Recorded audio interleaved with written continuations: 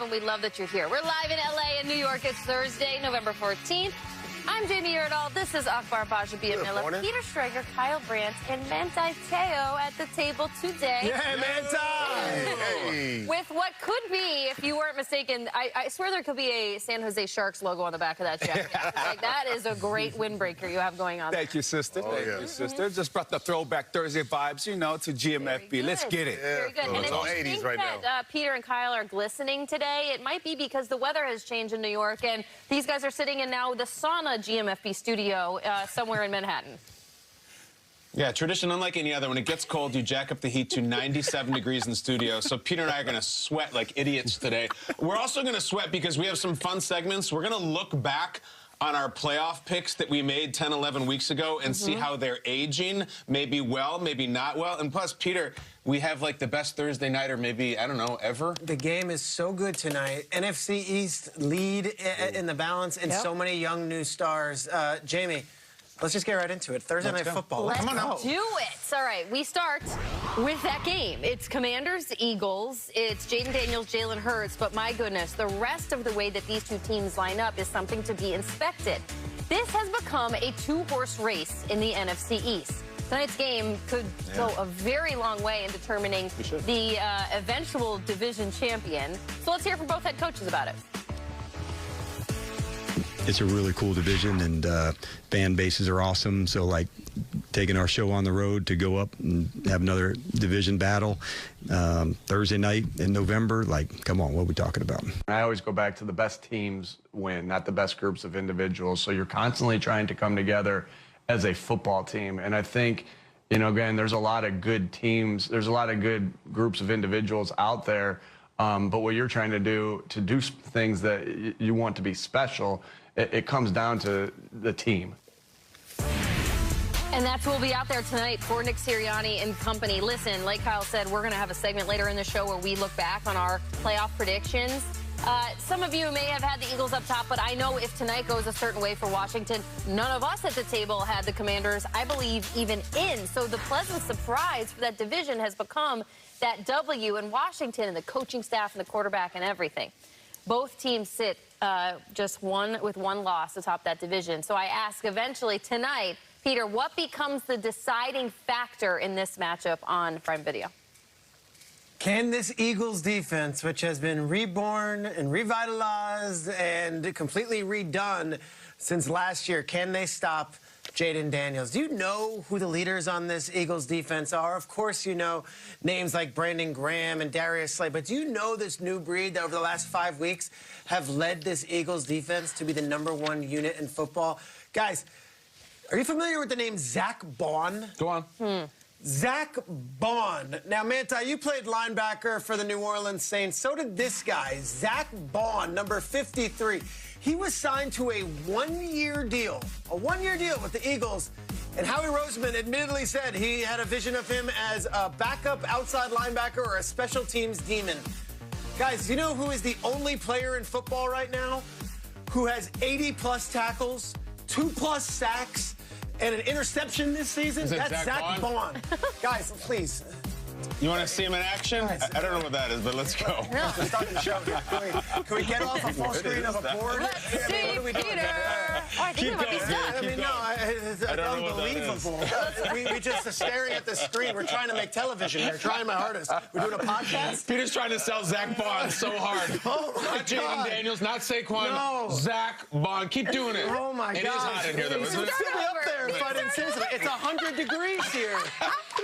Anyway, Zach Baun, Quinion Mitchell, and Cooper DeJean are young players. Akbar, take it from here. Well, okay. Are we done for the show? That's it. Just put up that full screen. Okay, go. You guys go. Watch this. No, we're good. It's too hot in here. It's very hot. I'm going to talk Jayden Daniels because that heat that you're talking about, that's the heat coming from that Philadelphia defense. That Philadelphia defense is that real. Like, when they attack the quarterback, they are bringing it not only from the edge, but the way they kind of they utilize their blitzes and all of the different stuff that they do schematically. But I'm looking at how Jayden Daniels is going to be able to protect himself, how he's going to slide protection, how he's going to recognize coverage, because that Philly defense, man, they bring that heat. But I also know that when you want to neutralize a team like that, you got to run the ball. And that's something that the Washington Commanders do very, very well. They're number 4 in the league in rushing. So I depend on those running backs because they got a bunch of them.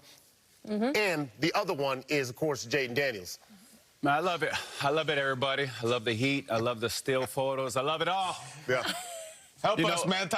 Help us. Get us on track, Manti. Jalen Hurts is 5-2 against the Commanders. He's 5-2 against the Commanders, but Dan Quinn is 4-2 against Jalen Hurts. Ever since Dan Quinn was in Dallas with the Cowboys, he's 4-2 against Jalen. So I'm not really concerned all that much at Dan Quinn, making sure that that defense is ready to go. He's played against them. He's been in the division since his time with the Cowboys. So he's very familiar with the Eagles and what they're trying to do. However, what's going to really ultimately win this game for the Commanders is going to be Jayden Daniels. And this is what I mean. Jayden Daniels last week against the Steelers ran the ball 3 times. That's it.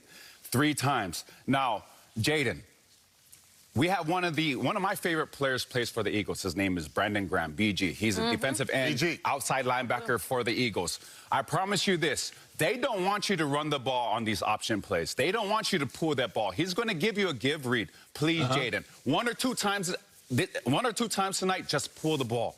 Even if it's 2 to 3 yards, just pull the ball and put that thought in their head that you're going to run the ball regardless. That's going to open up so many different things for Brian Robinson Jr., Austin Eckler, Terry McLaurin in the passing game. It's just going to open up a whole bunch of things when they understand that you don't care what defense they're in, you're going to run the ball. Run the ball at least 8 times. Slide, please, but run the ball at least 8 times. It's going to be a good day, good night for the Washington Commanders. And don't forget those little shoot passes. So Manti's on. He's talking about stars and talking about quarterbacks, and exactly right. There's a really under-the-radar thing that happened in the offseason. Back in March, the Eagles signed a player named Zach Bond from the New Orleans Saints.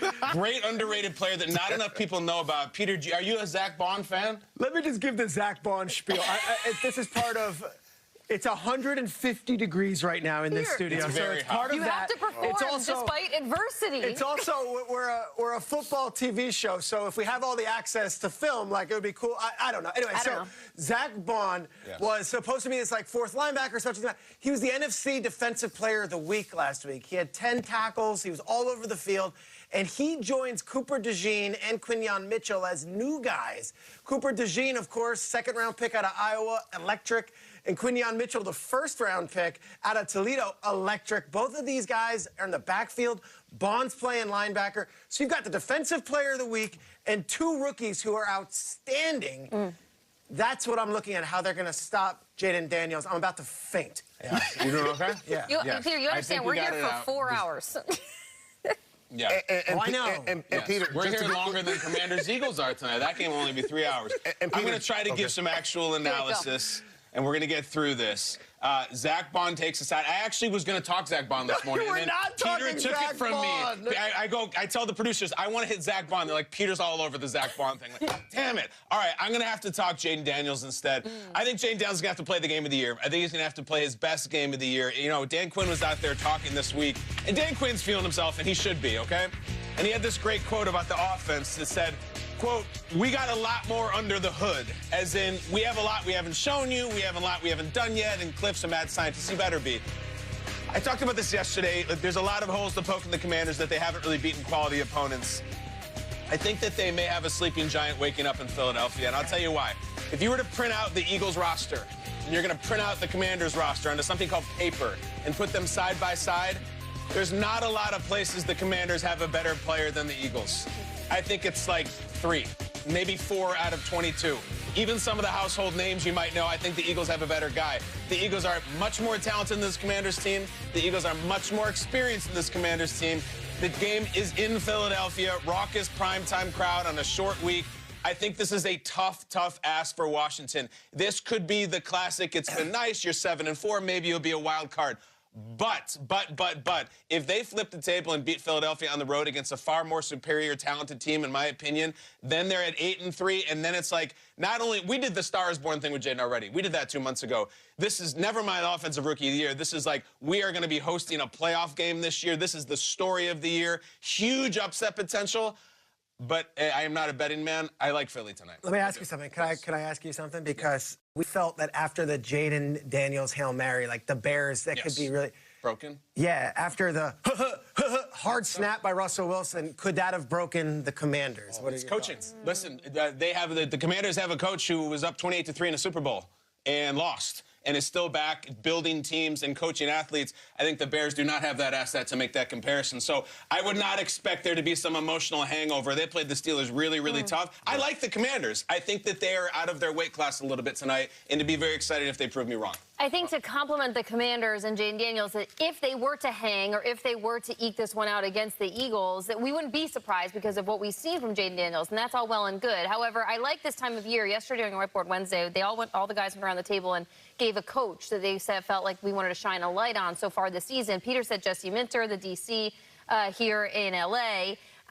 Peter, Vic Fangio, why do you think this has worked all of a sudden? Because for Sirianni to go out and get Fangio this offseason, it was like the new play caller offensively with Kellen Moore, the young guy, and then Vic Fangio, who could be like on a Mount Rushmore of defensive coordinators at this point.